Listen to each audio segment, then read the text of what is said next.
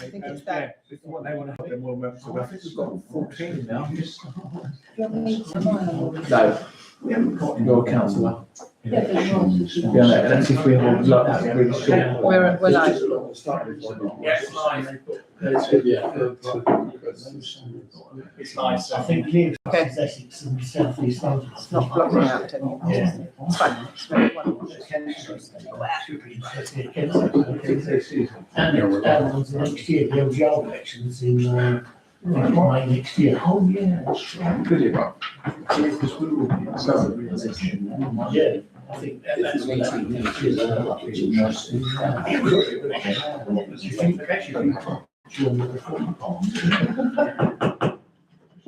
Members, good evening. Welcome to this meeting of the full council on Monday, the 27th of April, 2026. Just the chair's opening remarks. So it's just really one, but it covers a couple of bases.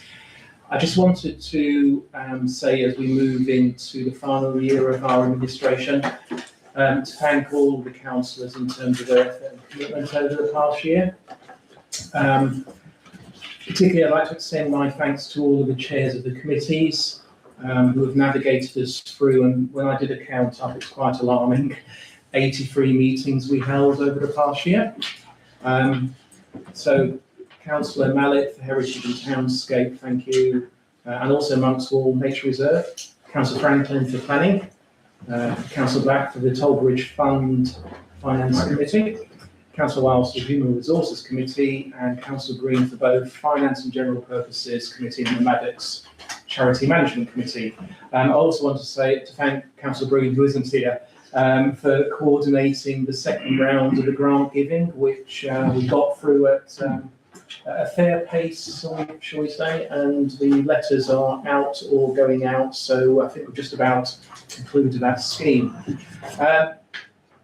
So I'm hoping as we move into the final year, we can continue to work collaboratively and constructively, maintaining the same level of commitment till we get to the finishing line next April.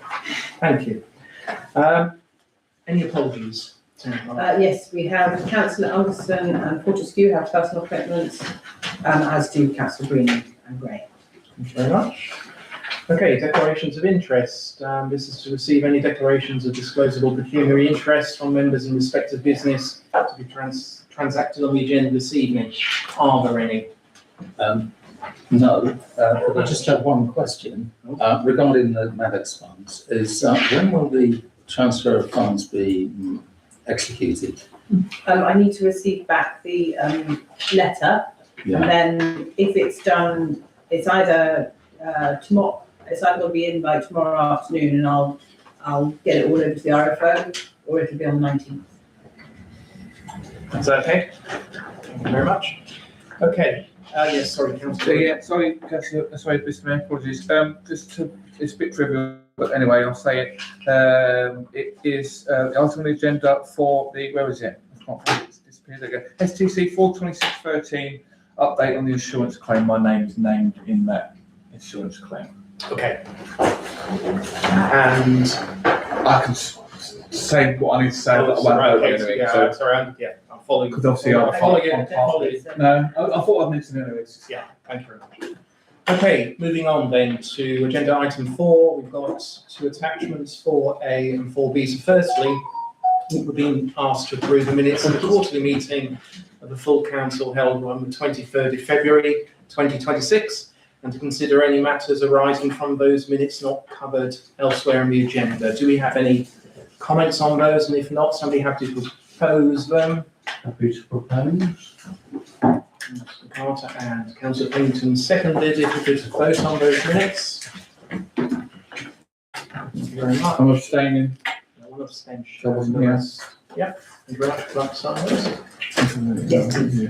I just.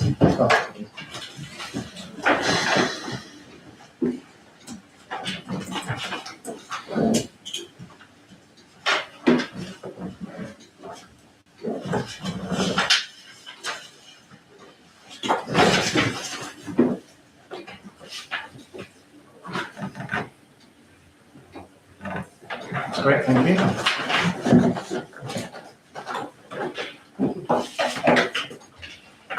sorry, yes, so 4B is to receive the updated action log. Right, so we've only got 4 outstanding, although I don't anticipate much discussion on these, except for, firstly, Councillor Morehouse, are there any updates around the action number 10, which is Motel disabled access and the faded double yellow lines? Can I give that report in my report? Okay, that's fine, yeah, good, okay. Then we've got STC 12611, and this was an action between Councillor Evans, thank you for being here this evening, and myself, and this was relating to locked drains, but also decaying, falling apart roads, potholes, whatever you want to call them, along Strand Street.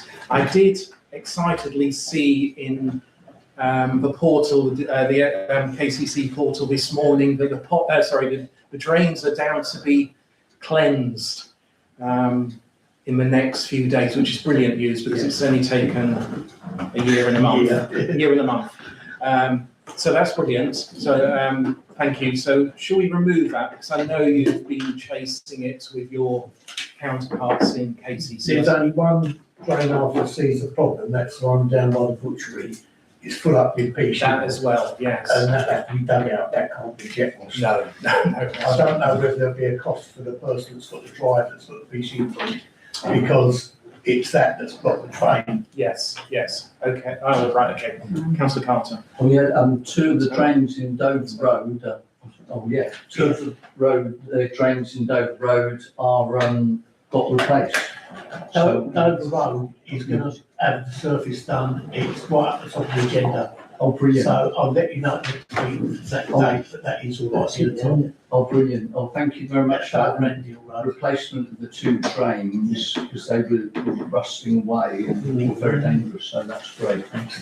Okay. Thank you very much. I propose we close that action because I'm dealing direct with Councillor Evans on the element that I was interested in, and the other 2 I'm not looking to discuss those this evening unless anybody's really excited that we do so. No, thank you very much. Okay. Moving on to agenda item 5, financial information. Firstly, so it's attachment 5A. We've been asked to receive and note the budget variance reports and commentary for the year to the 28th of February 2026. So this was presented to the F&GP committee meeting on the 15th of April.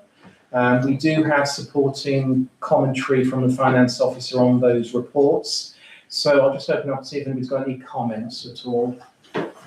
Thank you, Mr. Mayor. I was just going to say, I'm not actually on the finance, No. either the committee, and I don't get copies of what the things are. They're all available on the website, Councillor. Yeah, they may be, but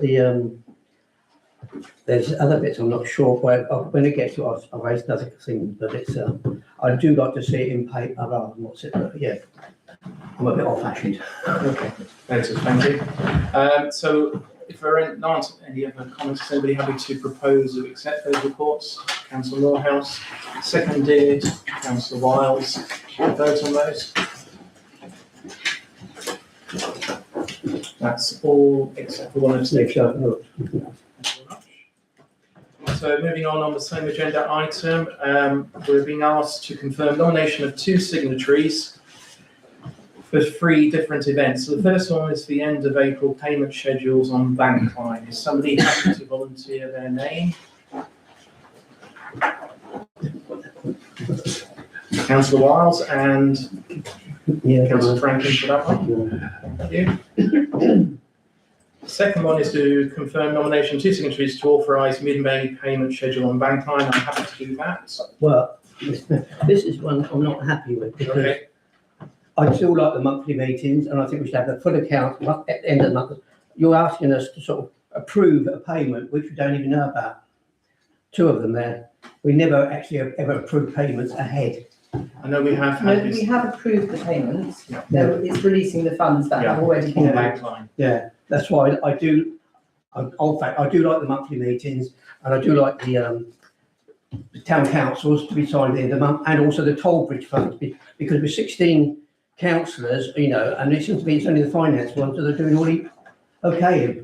So I would ask Councillor Franklin, if you're happy to have a conversation with the town clerk, if there's something that can satisfy your needs, then we can do that. But in terms of process, I've had assurances both from the town clerk and the finance officer that what we're doing is satisfactory in terms of what's required. And I've been to speak to the internal auditor and I triple checked it as well. Yeah, I have to talk to the finance officer and he did reassure me Yeah. at the last time. Okay, Yes. thank you. So I'm happy to volunteer for that questionable payment schedules. Anybody else happy to volunteer? Councillor Wiles? Yeah, so that's self and Councillor Wiles. And finally, nomination of 2 signatories to authorise end of May payment schedules on bank line. Again, I'm happy to do that. Is somebody happy to be the second person? There's only 3 of us. At the moment. No. Councillor Wiles, okay, thank you. Can we vote? I'm happy, well, if somebody had to propose that those people do the signatory. Yeah, and Councillor Penton seconded. To vote on that.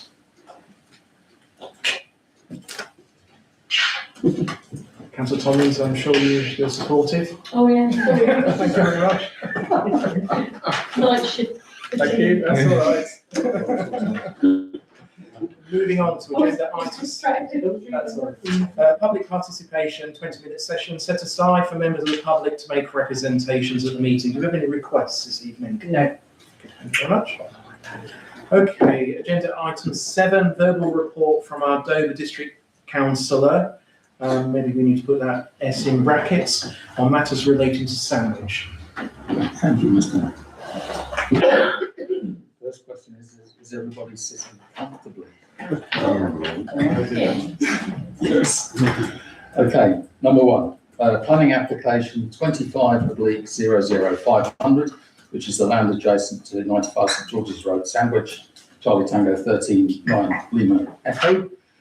And that is the erection of a detached dwelling, formation of new access and associated landscape. And I'm pleased to report that the DDC Planning Committee reviews the application at a meeting held on Thursday, the 26th of March. Number 2, planning application 26/00139, and that is 6A, 6B and 6C Strand Street, Charlie Tango 13-9 Delta Zulu. That is the erection of the first and second floor extension to facilitate 2 flats. And I'm pleased to report that this application has been withdrawn. Number 3, with respect to an erroneous Polders Road sign that had been placed at the junction with the dirt track on Winslow Road that leads to the Scout Hut. This is an unadopted surface road maintained by the 3 properties on postcode Charlie Tango 13-0 Lima Uniform, to which it affords access. The LLPG and Address Management Officer at DDC advised KCC's rights of way map confirms that this section of the street is a public footpath, whereas the section running from number 1 Polders Road to Great Polders Farm is a restricted byway, and that neither section is maintainable at public expense. The Principal Design Services Officer at DDC has agreed for the addition of a no-through road T symbol to be erected, and this will either be added to the existing nameplate or a new nameplate will be ordered. They go on to say that to be British Standard 7666 geographical references compliant, an address must include a street name or an official description such as track from A to B. The LLPG and Address Management Officer at EDC has checked with KCC, who manage the street gazetteer for Kent, and their records show that the section of the street in question is also part of Polders Road.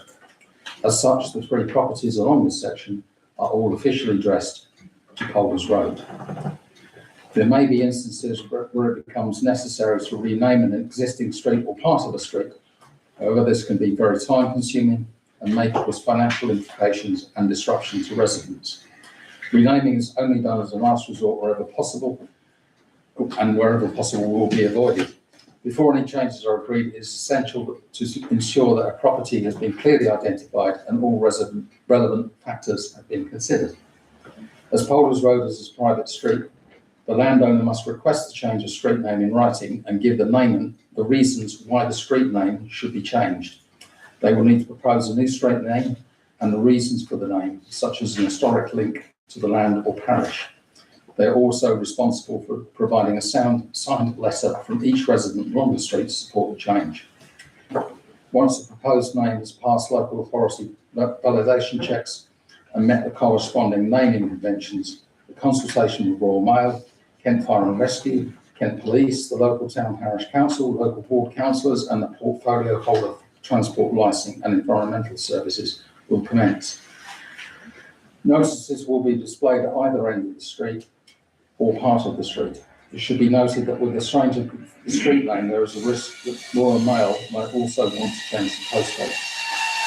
If the rename is successful, the relevant street and address data will be updated in the National Land and Property Gazetteer, and the renaming notification will be issued to residents, the applicant, and those listed in the attached document. With regards to the land registry, it will not act on any notification and will require the registered owners to contact them directly. It is the residents' responsibility to notify all relevant contacts of their new address and to cover any costs that are involved. All costs associated with removing old and erecting new nameplates will be met by those requesting the change, and that fee is £886. Item 4, I've had a contact from a resident of Hazelwood Meadow who contacted Craig McKinley MP when he represented the South Thanet constituency prior to the 24th general election. His office contacted me following receipt of communication from the resident, and I delayed taking this further until it was established who would be the MP for the newly created constituency of Herne Bay and Sandwich. I then contacted Roger Gale, MP, whose office sent a letter to Councillor Trevor Bartlett with myself receiving a copy. A somewhat nonsensical approach, given that Councillor Bartlett is the shadow leader of DDC. As I felt that the issue should not be subjected to party political games, I made both Councillor Kevin Mills as leader of DDC and Councillor Jamie Pout as the then deputy leader aware of the situation. I understand that they met with Mr Gale on Friday the 30th of August 2024, and I had hoped that the matter the resident brought to the attention of Craig McKinley MP would be addressed. As we move towards 2 years of inertia, it is evident that this issue is being ignored, and I've been asked by residents to contact Roger Gale MP and Councillor Kevin Mills again because of a very worsening situation. So what happened was, on Friday the 23rd of February 2024, the resident's husband was attended by paramedics following a serious fall at home. The emergency ambulance that took the injured person to the William Harvey Hospital in Ashford had to reverse almost the entire length of the street because of the atrocious parking. In any emergency, as we all know, call time is critical, and this could have been a life-threatening situation.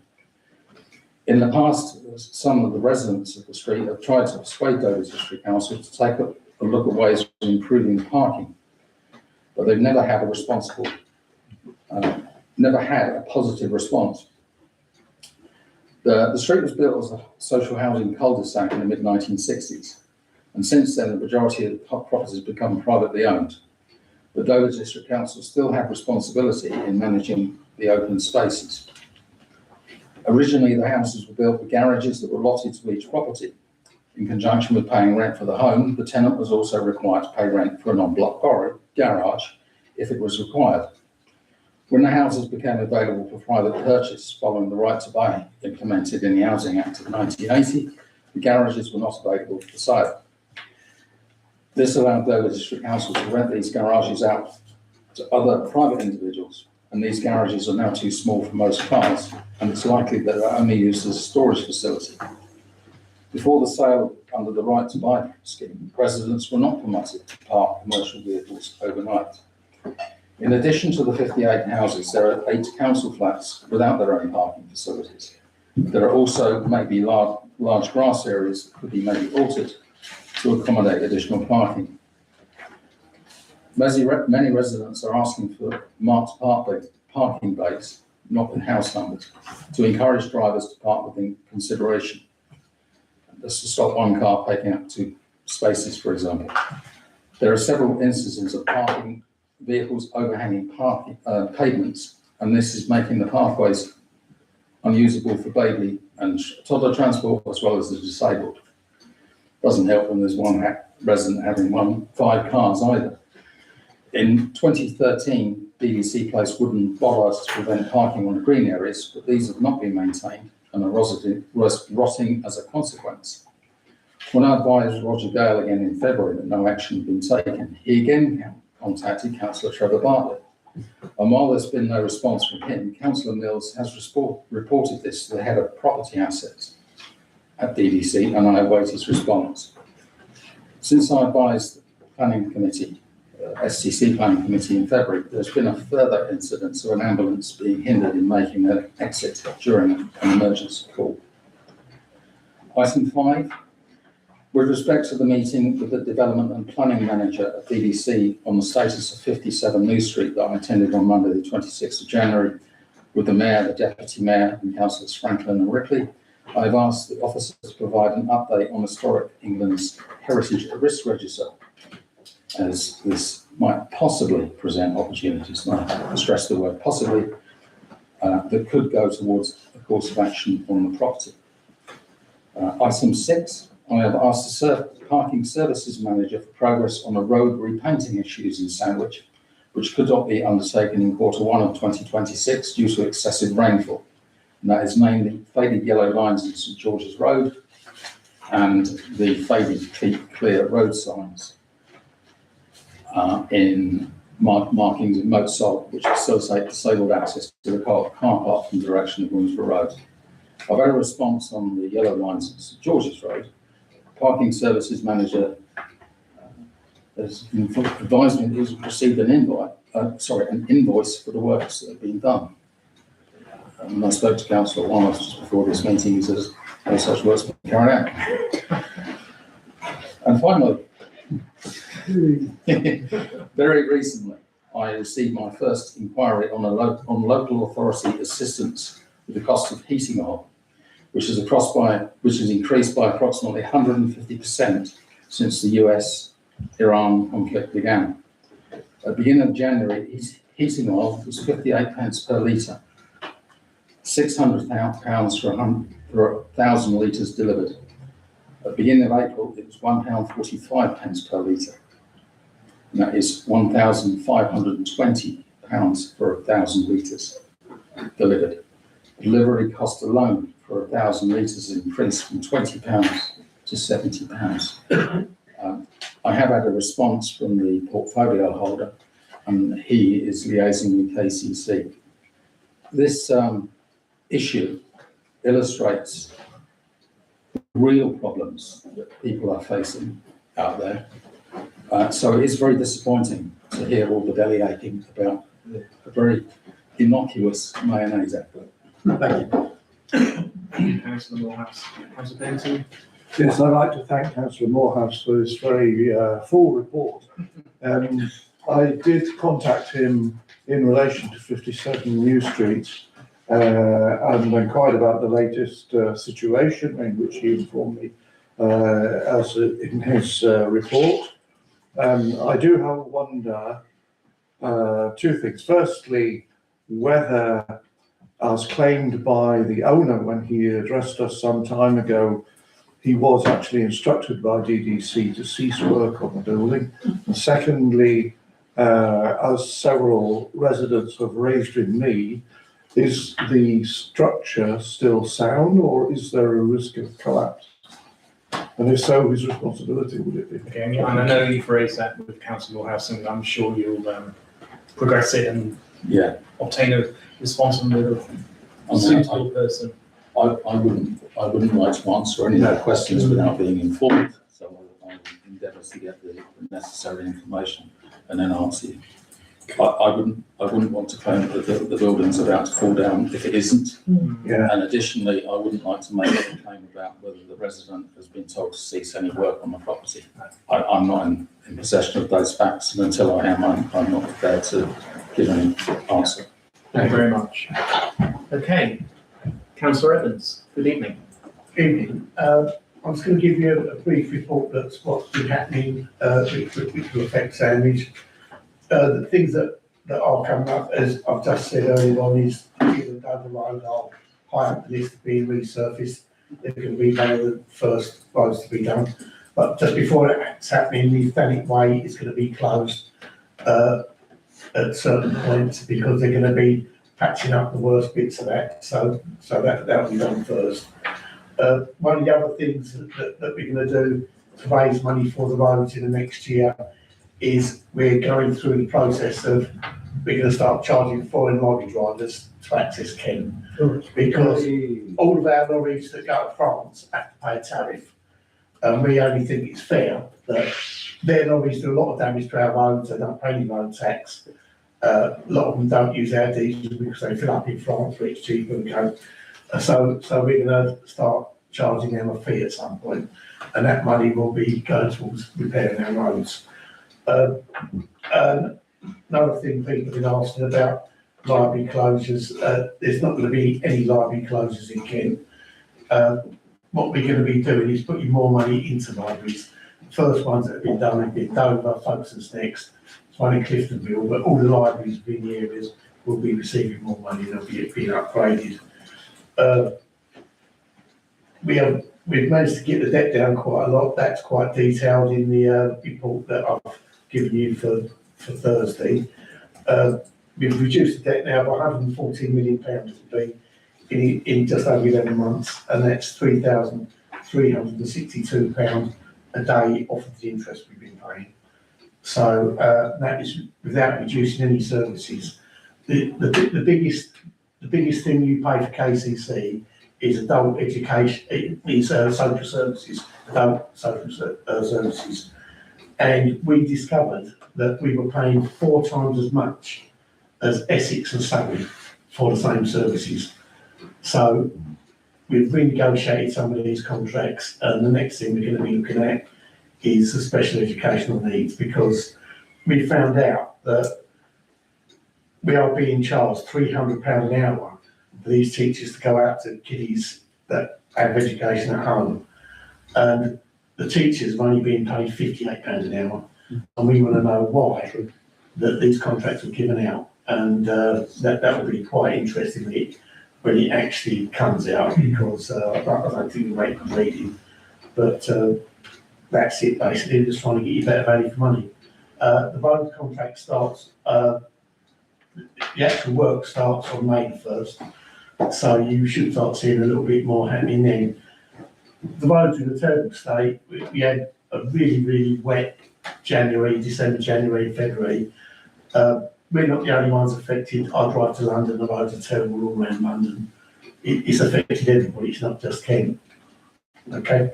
Thank you. There's one other thing I'll say. Towards the end of the year, I'll be going dormant for 3 months. I've got to have surgery, so I'll be laid up for at least 3 months. Okay. Thank you for letting us know that. Councillor Moorhouse, did you have a question? Yes. First of all, I'm pleased to hear about the contracts being renegotiated. I'm pleased to hear about the libraries. I'm concerned about this tariff on foreign lorry drivers, because that is going to bring up price increases. And I'm on a daily basis, I work in procurement, on a daily basis receiving messages from suppliers about surcharges because of the situation in Iran, in the Middle East. So I do have concerns about how this is going to affect people's budgets. With regards to the roads, I do thank you very much for your intervention on the stretch of road that I've mentioned to you before, which is the last road. I'll see it myself, it's awful. It has been patched up, so it's a significant improvement on what it was at Easter. However, I'm not particularly happy with the response I received from your portfolio holder for transport, Mr. Osborne. I'd like to give you these 2 letters. And read them out. But I find that the attitude is unacceptable. I am a taxpayer. I'm not a moaner. I don't write into Kent County Council on a weekly basis to complain about the roads. I brought up a legitimate concern. I do believe that Mr. Osborne would be wise to watch an episode of BBC's Panorama programme, which was broadcast on the 8th of December. Yeah. And he will then see an interview with the widow of a motorcyclist who was killed because his motorbike hit a pothole. And also, I think he was a dentist on a site bicycle with this pothole, and he suffered life-changing injuries. So, Yeah. Thank you very much. Okay, any more? Councillor Carter? Just a quick one.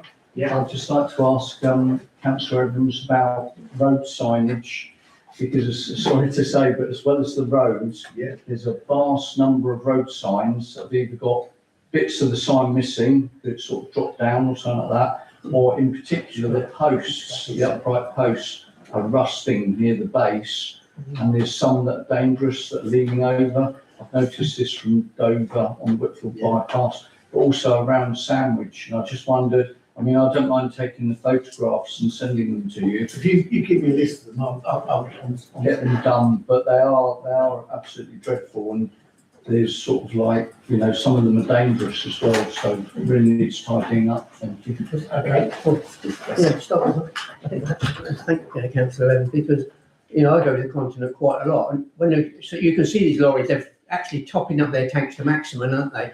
So when they've got their load, and they're actually maximum weight when they come off. So Kent really gets hammered by these foreign lorries, and I think it's a really good idea. I've always thought they should put it part of their ferry charge, £5 a lorry, and all out, because the thousands come through every day, don't they? Okay, so That's really good. we'll see how that one plays out. It's going to be an interesting discussion. So thank you very much, Councillor Evans. I know you sent your apologies for the annual town meeting. Yeah, You have I'd given a report. I'd like to apologise to all of you for that. I did intend to try and make myself available, but I used to be 1 on Thanet Council, now I'm 5. Because I'm 5, I've now got to sign up to committees, and I've got a governance and audit committee. Okay, thank you very much. Okay, moving on to agenda item 9, we've received a written report from the local police officer, so I don't intend to go into that unless anybody's got an observation. Councillor Carter?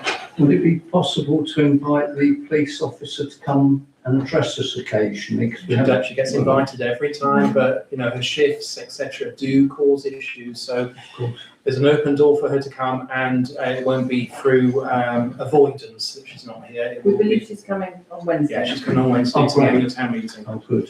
Yeah, hopefully. It's accepted. So update from councillors. I've just got a couple of points I just want to mention first, once I can get my machine back up and running.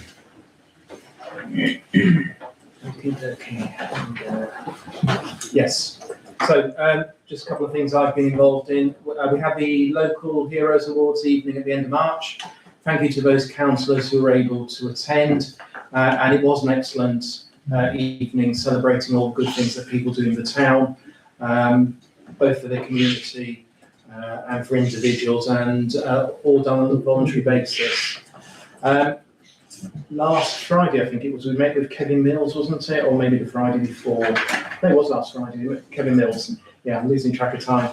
I met Kevin Mills with the town clerk, and we discussed a range of matters, but we particularly focused on assets of community value, because we discussed that in the Heritage and Townscape Committee, and I have got an agenda item on that later. And we also discussed the consultation on the future size of the parish councils. Now, what's important to note is that this morning DDC's Electoral Matters Committee met. I haven't seen the video yet, but it will be available tomorrow. Looking forward to watching it. But they took a report in from the consultation they'd undertaken. And for Sandwich, the majority of respondents that had responded, which included the town council obviously, were opposed to any change of the number of council seats.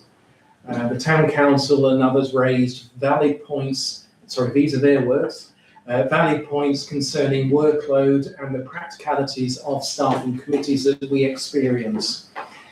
It was also noted that several respondents expressed strong views on the importance of maintaining balanced representation between the North and South Forks, all things that we've made comments about. In the report that they put to the meeting this morning, in line with the majority view and the reasoning provided, the recommendation from the officers was that the number of seats on Sandwich Town Council remains unchanged. Now, that will need to go to their full council, and I am assuming that the report was approved this morning, but I wasn't, I'm not sure if it's even been filmed, but I'm not sure of the outcome. But first hurdle and important hurdle is overcome.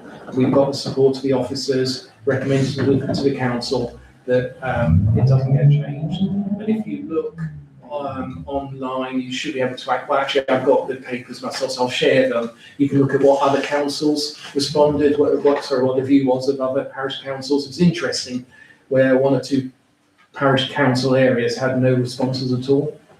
So it obviously didn't animate people. Ours obviously had a number of responses.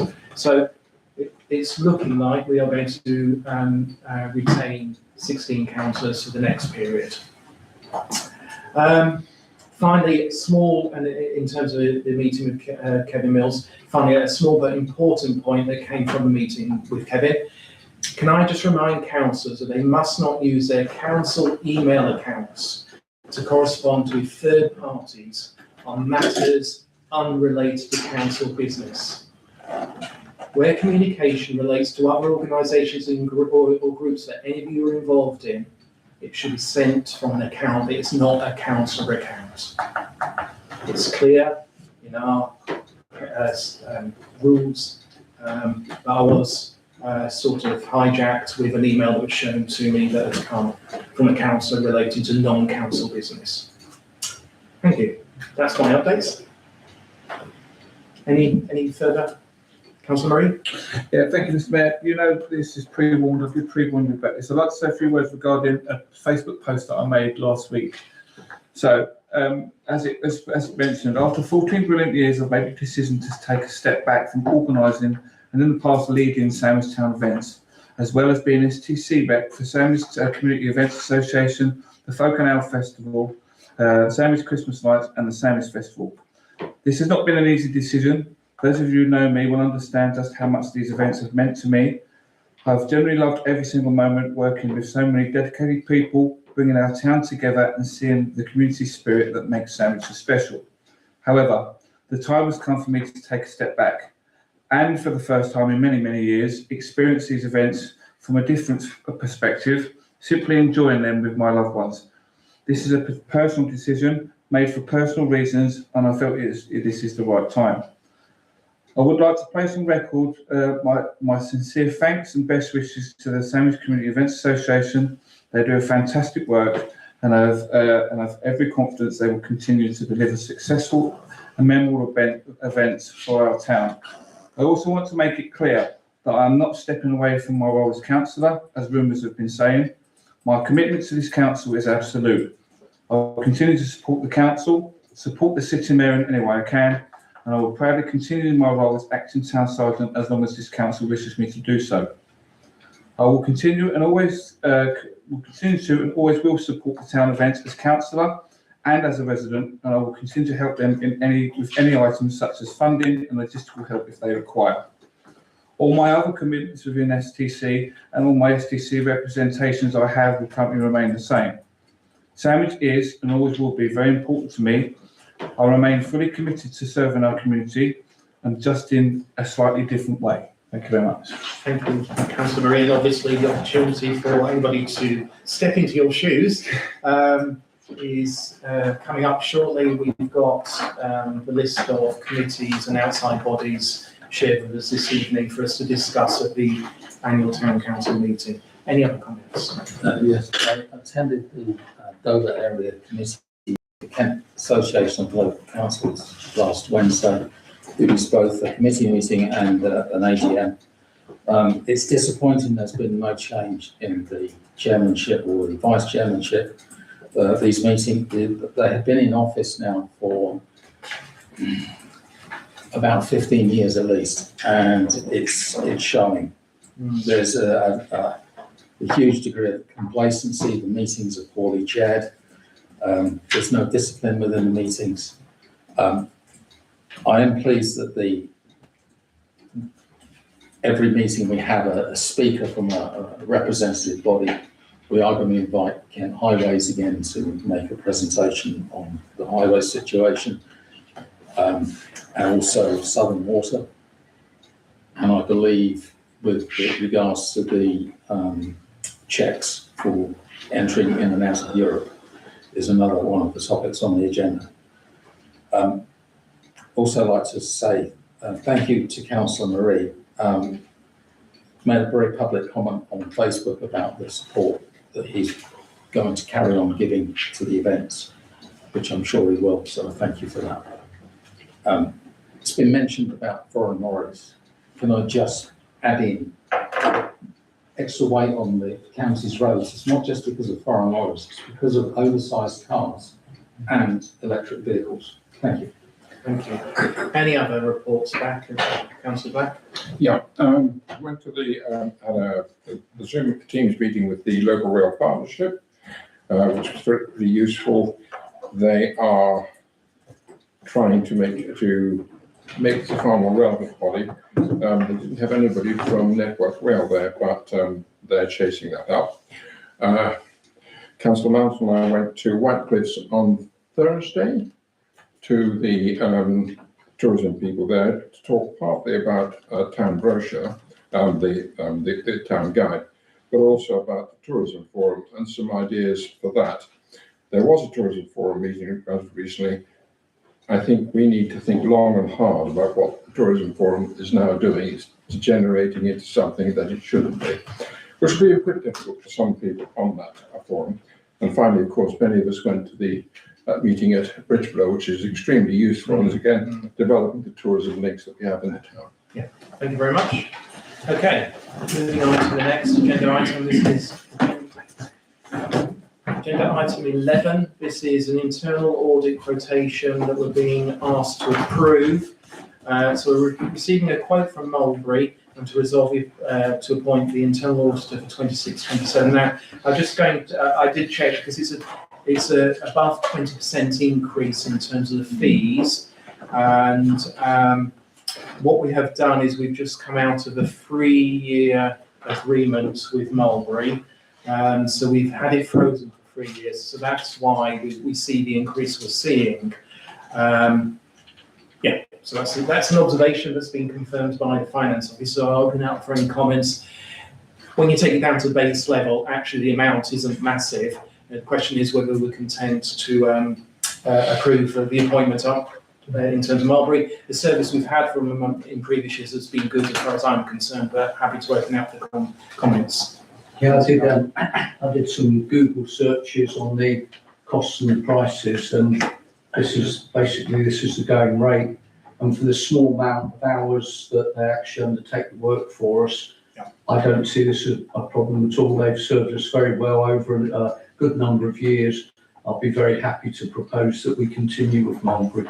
Yeah, and I would ask though that we investigate, because they do offer a fixed term period where your rates don't go up. So I think between now and next year is if you could investigate what that might be. Mm-hmm. Yeah. Somebody have to second that? Councillor Wild, you could vote on that. We need councillor. We need to wait for him to come back. What's the circumstance if somebody walks out? Doesn't matter. Okay. And actually, we've got everybody else voting in favour in any case. Thank you. Okay, moving on to the next item, which is agenda. But one member was out of the room. Yes, thank you. Agenda item 12, and this is. Just bear with me. DDC and sandwich agreement. So if I could just, you've all received a report on this, and I'll just summarise what we've got in front of us. So this has been a bit of a snail pace moving feast, not least. Well, only because DDC have been very slow at responding. They did say it would take a while, and it did take a while. So they were telling us the truth. A number of us met with officers, including a senior officer from Dover District Council at the end of January, where a proposal was brought forward by DDC regarding the future of the sandwich agreement and associated assets. In essence, the proposal is for a clean break between the District Council and Sandwich Town Council. The two central elements are, firstly, the transfer of the freehold ownership of the Guildhall and Market Square forecourt, depending what you want to call it, to the Town Council, and the termination of the existing Sandwich agreement. Only a small number of assets now remain within the agreement, most notably the Guildhall, Market Square, and 2 Market Street, which is currently the only income-generating property within the agreement. So the proposed approach that was put forward is that there would be no ongoing financial obligations between the 2 councils. Well, at the moment, those obligations are not being met. Each party would cover its own legal costs. That's not surprising. The District Council would relinquish any financial interest in the remaining assets, including 2 Market Street, and no claims will be made by either side for past or future costs. Members should note there are a few important considerations within what you've got in front of you. The District Council indicated the Guildhall transfer may include a protective covenant and potentially an overage clause, the details of which will need further clarification from the DDC. The arrangements involving the Sandwich Toll Bridge Fund will need to be resolved locally. There are outstanding matters including clarification of ownership of certain assets and agreement on items within the Guildhall.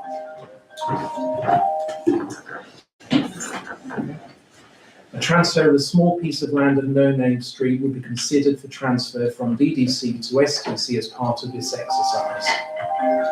Am I overstaying my welcome? Yes. Finally, both parties are keen to progress the work promptly. When I say both parties, the group that met, a number of whom are in this room, particularly in light of forthcoming local government reorganisation, and members may also wish to consider whether public consultation will be appropriate as proposals develop. So once we get more detail, we may consider there's a need, we may not. So that's not to be determined this evening. In summary, members have been asked to consider whether to support progressing discussions on the basis of this proposed clean break and asset transfer. So could I take any comments on that? Councillor Carlton? Yeah, the only 2 items I'm pleased that this is going ahead.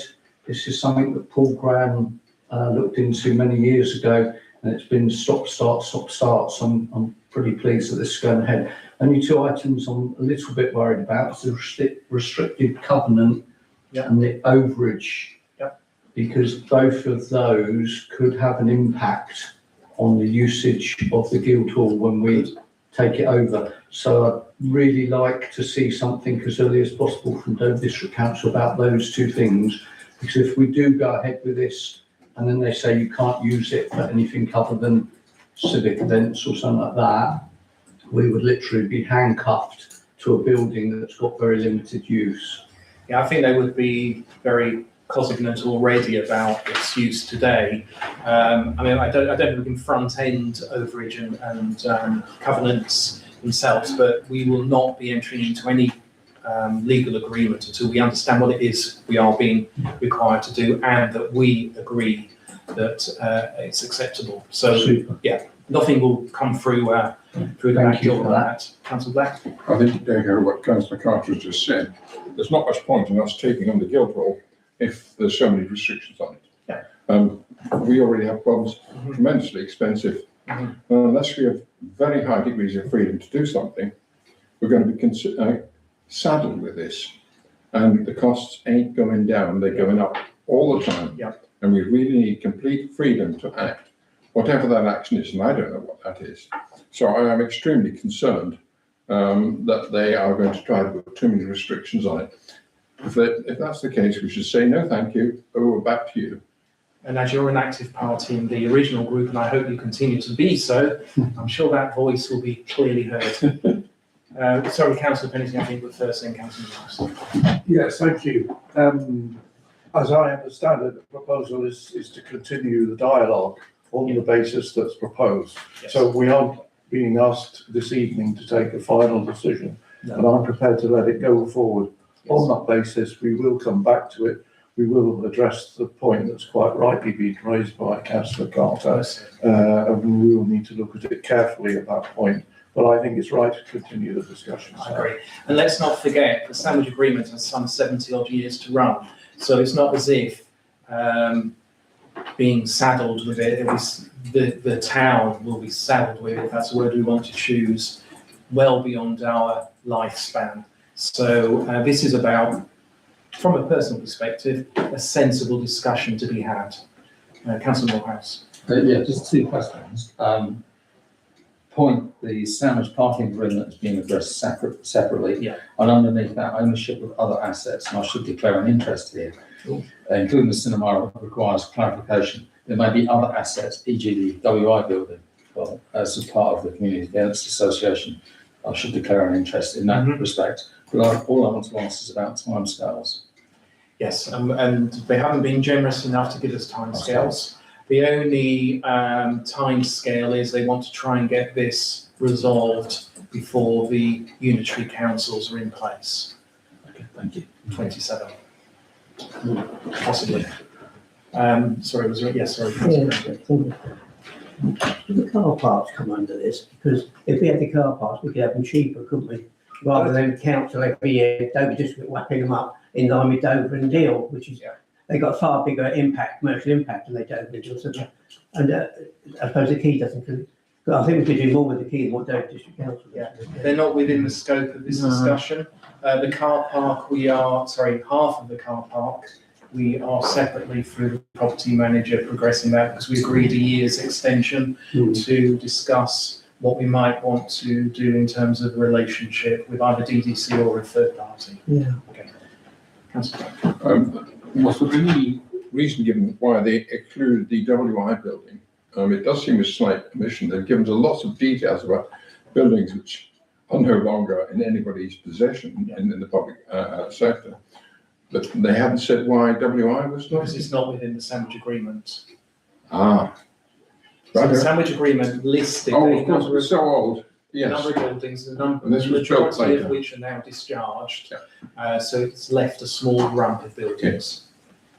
Just for information to council about the WI building was negotiated by myself and Councillor Holloway Right. to transfer over to SCA.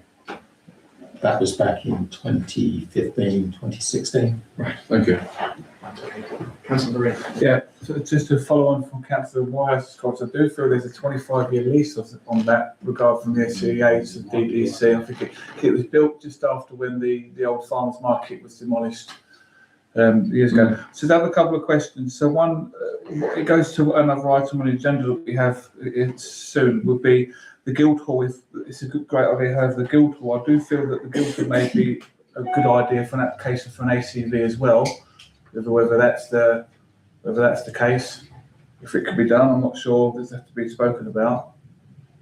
Could we do that? Is it going to be free? Sorry, ACV obviously is asset community value, isn't it? So well, yes. Yeah. So I wouldn't have a discussion now about that. I think you need to investigate the potential for doing that, and if there is a reason why we might want to do it, we can't just drop it into the discussion tonight. But there may be scope of having a conversation about that. yeah. The other thing is also it's STC doesn't own the car park at the back. It's Tollbridge Fund, isn't it? it is. Yeah. Yes, very true. Very good point. Yeah, which again demonstrates the complexity of what we're doing. Yeah.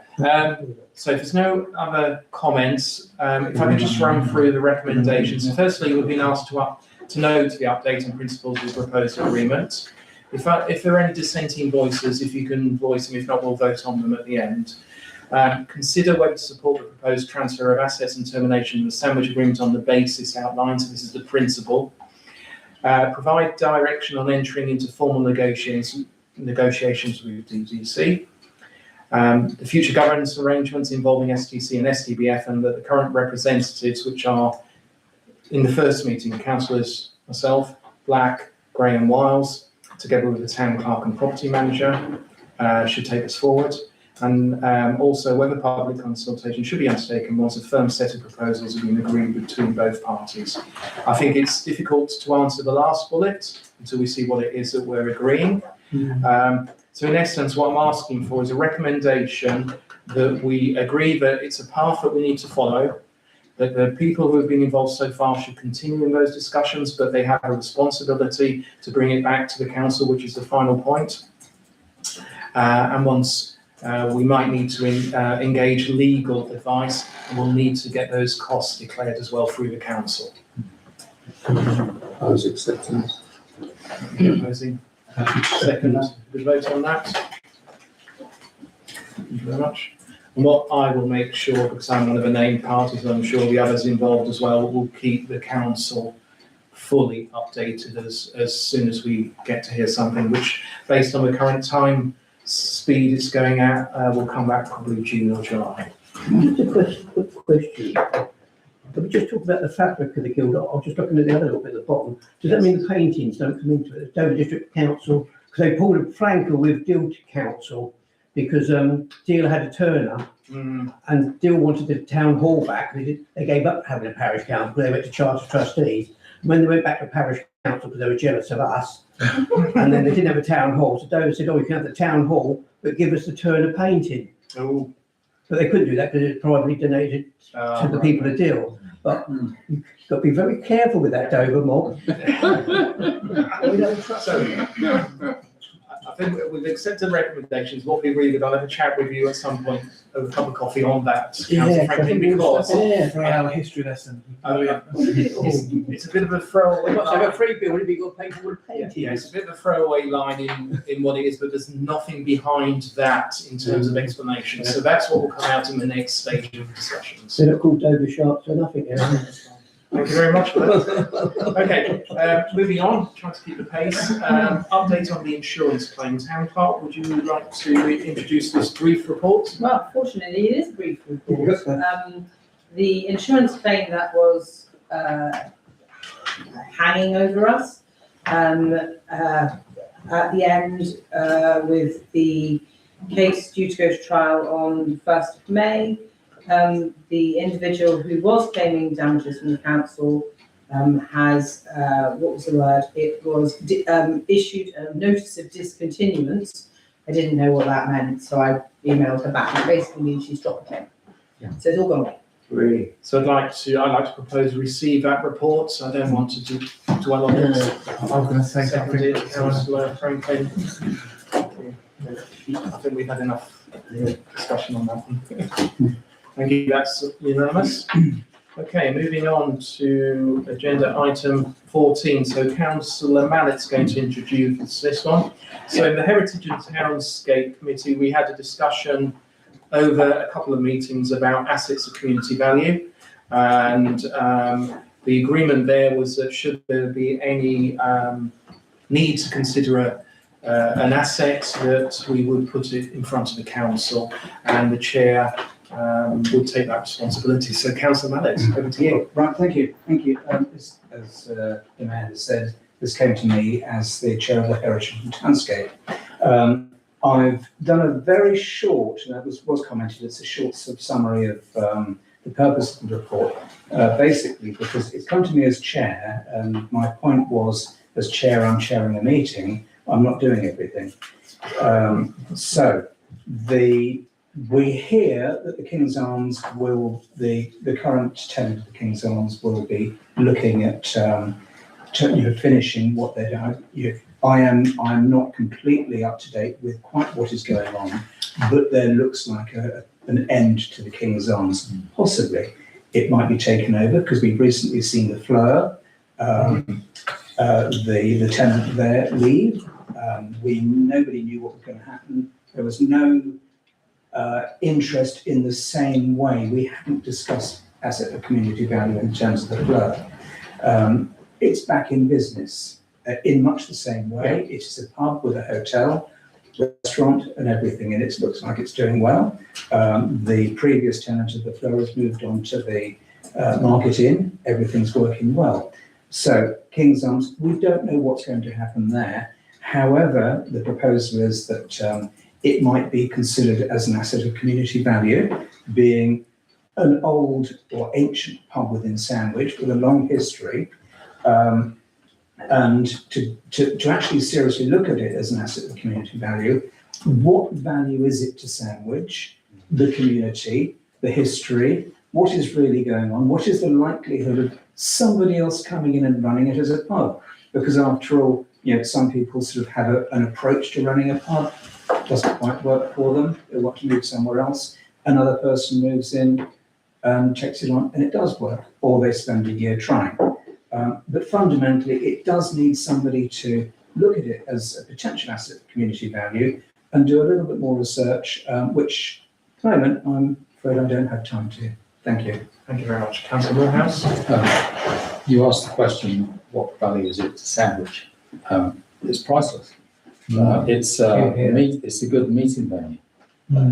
Gaze and Salts Nature Reserve use it. The Sandwich Community Events Association use it. It's got a very decent function room upstairs, which doesn't cost an arm and a leg, which the Bell Hotel does these days. We do our level best to protect it. It's one of those few spaces in town where you can actually have an AGM with a decent number of people in.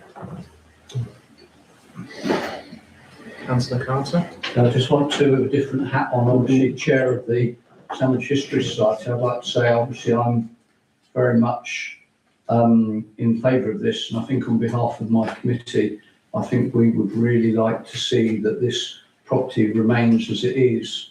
It's not turned into, God forbid, flats or Airbnb or something awful like that. The history of that building needs to be retained, and the heritage of it. There's a lot of history, I won't say rumours, of people that have stayed there and that have visited and all sorts of things over the years, including royalty. It's our duty to undertake this ABC, I would say. Councillor Miles and Councillor. Yeah, I would certainly support this, but going beyond it, I would suggest that we look at other assets within the town, not just other pubs and so on, but all of the assets owned by the STC or STC as trustee of the Tollbridge Fund, the cinema, the drill hall, etc. We could all nominate those to DDC as assets. Not suggesting we're going to sell them off, but a future council might decide to do so, and if we can protect them now, then it would be worthwhile, I think. Okay, so I would just say that we had a lengthy discussion about this in Heritage and Townscape. So I think the thing is, people need to be careful that in terms of assets of community value, we need to understand actually what it delivers. What it doesn't do is stop the sale. Also, what it doesn't do is protect a property indefinitely. So, the King's Arms is a really important establishment and should be protected as best possible. However, the reality is, if it is registered as an asset of community value, all it does is it gives a community group entitlement to a period to try and get the seller, and it is on the market already, the seller to engage and choose it to be sold to the community group. The property is on the market, I believe, 650 or 675 plus VAT. Not to say that's going to be the sale price. So you have to be going in with your eyes open, because anybody who is a community group that considers that they could put forward a use for it, protecting it, needs to have that level of investment available. So in the Heritage and Townscape, we had a good conversation because we had a long list, and it does nothing apart from churns up the DDC machine in terms of looking at applications. You have to have a goal, you have to have a perspective, you have to have an understanding of what you're trying to achieve. Because DDC will not, because if you look on the register that's there, the numbers are very small. So they will be challenged rightfully, and they'll be accepted rightfully. So we just need to be careful that we don't run away with ourselves, which is what we did in the Heritage and Townscape to start with, and then we had a reality check, I think, Councillor Mallet. And we came up with the decision that if something triggered, we would come forward with it, which is what we're doing. Yes. Yeah. Sorry, that's an observation, but just need to be careful. This is not a silver bullet. It means that we know there is a community effort out there that would want to take over the King's Arms. And that's when you then sensibly go and get it as an asset of community value. Councillor Morehouse. I'm proposing it as a stake in the ground exercise. So in terms of pursuing it, Any other comments? Sorry, Councillor Panton, I didn't invite you. Thank you. Yes, I do support the proposal for an SUV. I am concerned about two things, not only the community use, but the actual visual aspect. It's very important at that point on Strand Street, I think, to maintain the whole character of the town. And I can imagine developers looking at that with some interest. And I think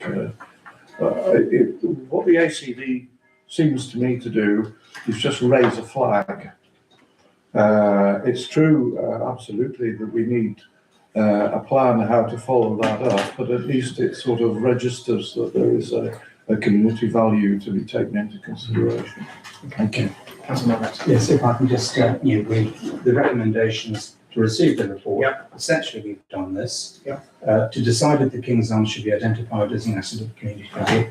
I believe the comments that have come back have said yes. The key point, and I want to try and emphasise here, but I totally agree, it is something that is very important to us in the same way as the Fleur was, because that is a meeting place, and that actually has history of every single negotiation, an exchange of animals, whatever, many farms changing hands, all happened at the Fleur. The corn market, yes, and that was it. That the Fleur represents that in that background. So there is a historical element of the Fleur which we didn't look at because we didn't really know about assets of community value. Then we hadn't focused on that. So we've seen what can happen, and it worked. We didn't do anything, and it was a success anyway. With the King's Arms, it needs somebody, if we are going to go through with an asset community value application, who is keen, who is actually engaged with it, which I must admit I'm not. Not that I'm against it, I'm very for it, but I just don't have the time at the moment. And that last point, to decide who leads in obtaining this designation. So I think that is the key point here. I think it is, but I think we can go through each of the recommendations. Just as a point of information, there are 19 assets of community value in Dover District. Very small numbers. And 17 have been rejected. So the numbers are small, so it isn't about coming up with a list, which we had, I think, of 20 or so to start with the sandwich. 20 or 30. So I think we can go through each of them, and let's hope on the last one somebody jumps up and say, I'm really excited, I want to do it. So I'd like to propose to receive a report. Somebody have to second that? Second that. Councillor Carter, good. That's the easy bit. The next one is to decide if it should be identified as an ACV. Could we vote on that?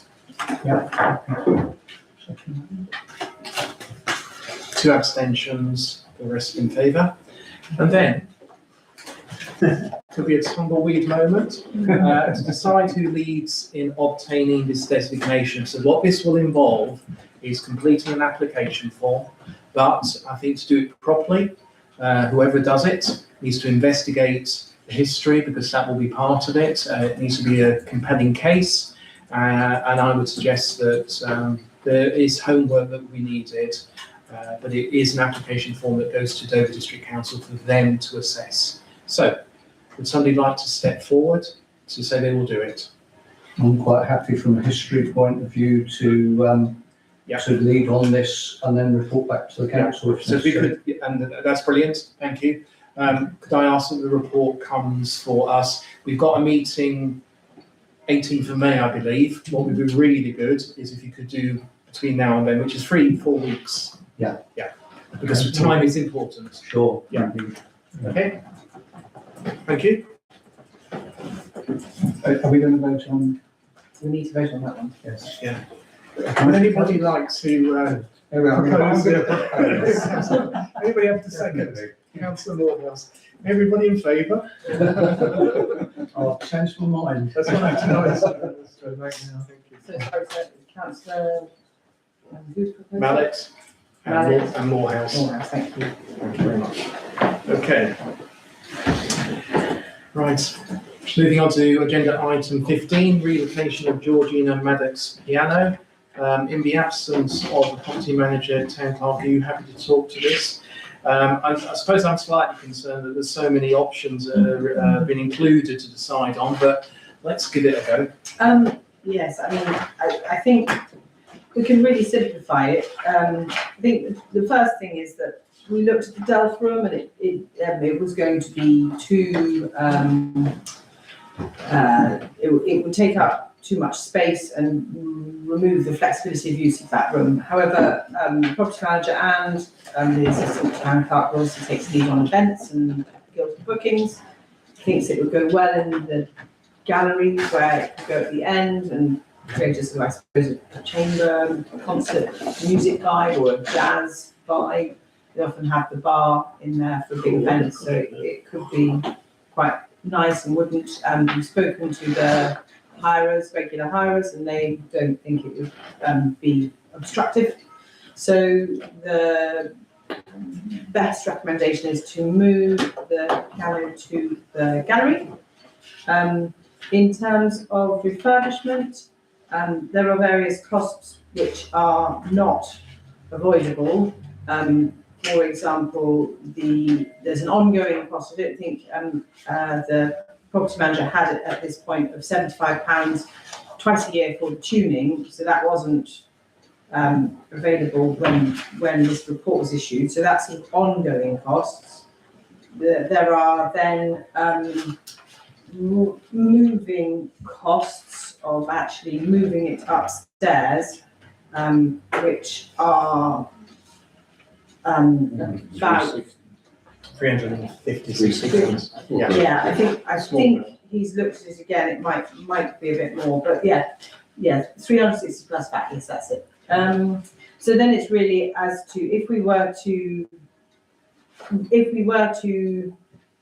keep the piano, whether we go for just doing the action, which is 2,850. Or doing the whole piano, including all of the the metal work as well as the actions, and that would be then 11,650. So then the sort of cosmetic refurb is a further 5,000 on top. So that's repolishing and making the case look beautiful. So I mean, there's lots of figures about what it could be worth, what it could be, whether I've spoken to, Julian's spoken to, lots of people have spoken to. The reality is that selling it, sort of trying to find someone to just give the piano to hasn't been very successful. None of the schools can take it. It's very hard to rehome because it's such a large piano. So we can try and sell it, but we're not going to get any money for it, or we refurb it and use it, really. So it's what the council wants to do, whether you want to refurb it and use it or sell it at whatever cost we get, which will be basically nothing. And then once you've decided that, whether you want to do what level of restoration, if you want to do that, to go with. Okay, so helpful. Yeah, so starter container. I think for me there's a couple of options here that we probably don't want to pursue, but I will take any challenges on that and leave them in. But I would suggest do nothing and leave it. Reception is not an option. It's been sitting there for 3 years. In its current position, it's completely out of kilter with that area. So I would propose that we don't accept that option. And my final one is option 5. If this is an emotional tie around a piano that was owned by Georgina Maddox, I don't see why we'd go out and buy another piano somehow to suggest that replaces and satisfies the emotion around that. So that's the start of the 10. Councillor Black. Well, it strikes me that we've received so much from Georgina Maddox. I suggest that it gets moved to a place where it stands a much better chance of being used. And if you're going to use it, you need the minimum refurbishment of the mechanism, which is the 2,800. Yeah.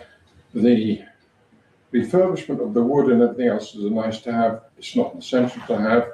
And the full strip down at 11,000 doesn't strike me as worth it. So I propose that we move it and we do the essential refurbishment so it's playable and it can be used by a whole number of functions. And I would suggest that's a very good use of it. It's still honouring her legacy, but it's within a sensible financial limit. So we'll take comments before we go to any votes at all. Councillor Wiles first, then Councillor Moorhouse. Yeah, I think the value of the piano is relevant. It's not about the value and what we might get for it. The fact is, this is the only artefact that Georgina owned that still exists. Everything else is gone. The property, the possessions, everything. And she was a music person. This is a piano. She left 3 million to this building, effectively. And I think putting that artefact in this building, in the gallery, would honour the amazingly generous donation that the bequest that she's made to this council. So I think we have to not think about the value of it, but we have to think about what that piano represents in terms of her legacy and her bequest. I mean, obviously I would prefer the full caboodle, but I don't think this council is likely to go for the 16,000. So I would go for option 1C, which is the 7,850, to bring it back into full working order and to restore the case. When Brian Orwell came in and played the piano, it has a beautiful sound. It's very rich. It's not a concert level piano, but we're not looking for that. We're looking for a piano that someone can play background music, drinks receptions, cocktail parties, whatever it might be, weddings and so on. So I think having it in the Georgina, in the gallery rather, would be a good a way of honouring her bequest. Councillor Moorhouse. I like what Councillor Wiles is saying. I do agree with Councillor Blackwell on spending the minimum for the refurbishment. If that then generates interest and usage, then we can look at spending additional funds in the future. Councillor Carter. Yeah, I agree with Councillor Wiles, as I have done over the previous meetings. I think we should go for option 1C. The reason for being is before anybody even hears the piano, they will see the piano, and we don't want something that's still tatty.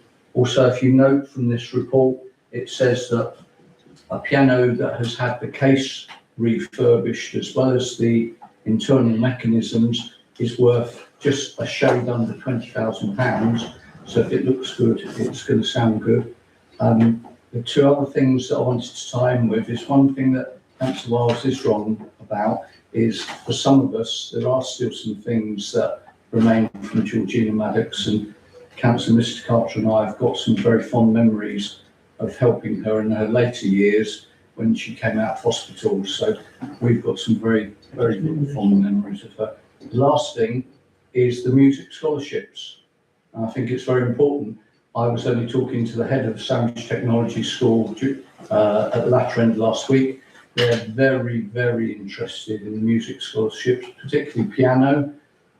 And I think that having a piano here could tie in with the music scholarships. So I would back Councillor Wiles' proposal on option 1C.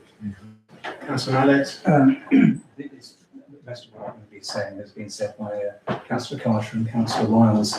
And also with regard to the money, I don't think we should look at the money. We should actually sort of say, she's given us a huge amount. We donate the equivalent of 3 lots, 5,000 plus 5 plus 5, that's £15,000 on a regular basis. Well, it will be a regular basis. So that will be 3 donations. If we went for the premier option, we end up with something that people will want to come and play. And I do wonder if that attraction will bring named people in the same way as we've had Hellmans come to us. We might have some, really well-known pianists in that same way. We have the name, and quite honestly, when you in the context of £3 million, 15 grand is neither here nor there. Quite honestly, and we've been talking about memorials to Georgina Maddox, this, that, and the other. Surely that is the memorial that would be the ideal. Thank you. Thank you. Councillor Marie? Yeah, I've always been quite sceptical regarding the piano, as people have heard me say and spoken about. However, seeing this, if the money is going to come out of the Georgina Maddox Fund, which I'm sure it will do, then I think we should, I'll personally go for option C, and also in the Georgina's legacy as well, is to rename the gallery the Georgina Maddox Room, because the piano will be in there. Yeah, I've actually been round and heard it when she played it. It's got a beautiful tone to that piano when it's tuned up. And like you say, she did love music. She took a music scholarship, and I think we should go for the full amount to get it done properly restored. And then if we can have a music scholar, perhaps the scholarship could come and give us a little concert in her memory. I know if you're going to rename the room, perhaps you could even have a little plaque on it, as her memorial. Because we did have plans for a memorial, do we? Talk about bits of land and other pieces. So it's nice to have something that's absolutely physical to say Georgina, because a lot of her stuff got sold off, like fruits and all that other stuff. So I think it's nice to have that in the Guildhall, perfectly restored. Thank you. Okay, one more comment, sorry. Sorry. I just wanted to clarify where the money is coming from. It would be from the Georgina Meadows Fund. From the fund, From the income, From the income. what do we decide tonight? it's 100,000 or more a year. So what I would suggest is, we will go in reverse order, taking the most expensive option, and if they fall, then we'll move downwards, and then to the do nothing, if that's acceptable. Can I just, Councillor Franklin mentioned about renaming the gallery. I would like to come back to that. I don't know if I can do that after. No, we need to keep that separate, I would Yeah. suggest. It's not in the report, and Standing orders. Motions not requiring notice, a motion to the vote in relation to any agenda topic. So it was on the agenda for last week about renaming it. So I would like to put that forward to this meeting. I don't think that's appropriate. I'd have to take advice on that. We haven't got a recommendation here, a question on. Motions not requiring notice. Yes. For the meeting. Yep. Put a motion to the vote in relation to any agenda topic. But This is an agenda topic. Well, that's how broad the topic is. It's not stated here. Just in terms of ease, would it not be easier if we put a quick agenda item on for the 18th of May and then It's do it? just, I think we've been talking about this for so long. And Yes, and it's- that's why we are making a decision. I think tonight in regards. I'm quite happy to make a suggestion that we obviously, we have time. It's not like we're going to rush, because that's, if we choose the bigger option, it's going to take a long time for them to fix it. So may I suggest that the naming of a room is I'll put take in the advice on that. Maddox Management Committee and then brought to STC If at a we later come date. back on the 18th of May, that's fine. Okay. So I suggest we start with option 2C, if somebody, and that relates to a full refurbishment plus a case restoration. Total estimate is £16,650 to come out of the Georgina Maddox Fund. Can somebody propose that? Proposed. Second? Yeah. Vote on that.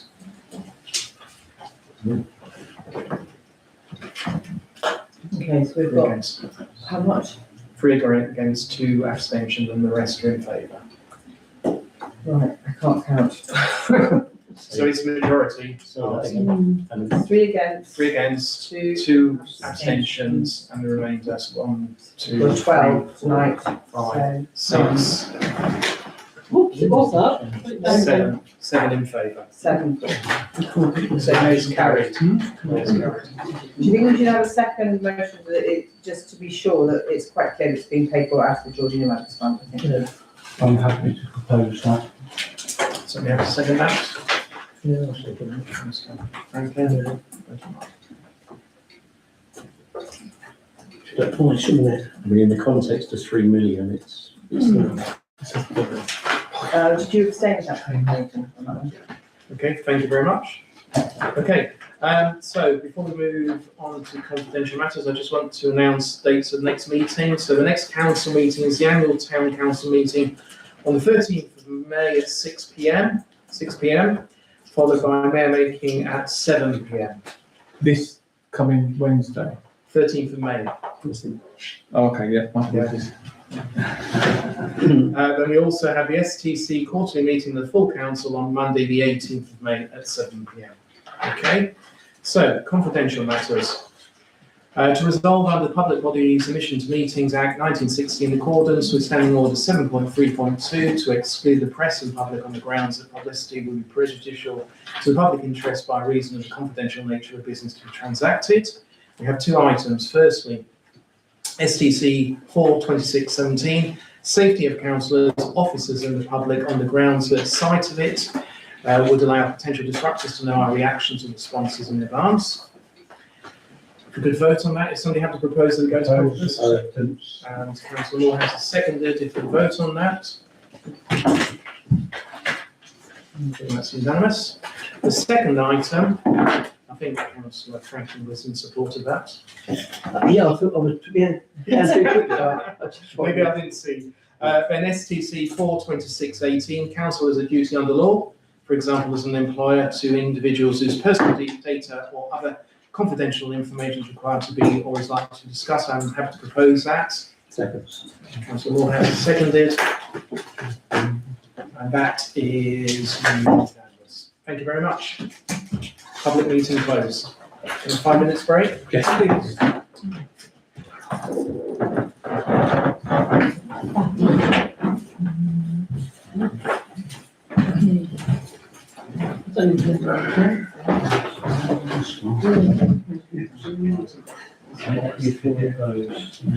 I'm surprised, but